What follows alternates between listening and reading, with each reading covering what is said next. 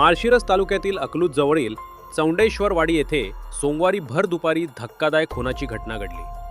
शेतमजूर विजय साठे यांच्या 35 वर्षीय पत्नी उषा साठे यांची शेतमालकाचा मुलगा सचिन जगन्नाथ देशमुख याने डोक्यात गोळी झाडून हत्या केल्याचा आरोप आहे।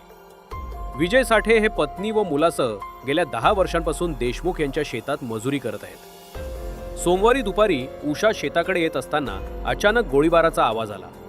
विजय साठे आणि इतर मजूर घटनास्थळी पोहोचले असता उषा या रक्ताच्या थारोळ्यात पडलेल्या होत्या, तर सचिन देशमुख हातात पिस्तूल घेऊन उभा असल्याचे त्यांनी पाहिल्याचा आरोप फिर्यादीत करण्यात आला आहे। जखमी उषा यांना तातडीने खासगी रुग्णालयात नेण्यात आले, मात्र उपचारापूर्वीच डॉक्टरांनी त्यांना मृत घोषित केले। या प्रकरणी विजय साठे यांच्या फिर्यादीवरून सचिन जगन्नाथ देशमुख याच्या विरुद्ध खुनासह ॲट्रॉसिटी कायद्यान्वये अकलूज पोलीस ठाण्यात गुन्हा दाखल करण्यात आला असून पळून जात असताना पोलिसांनी आरोपीला अटक केली आहे।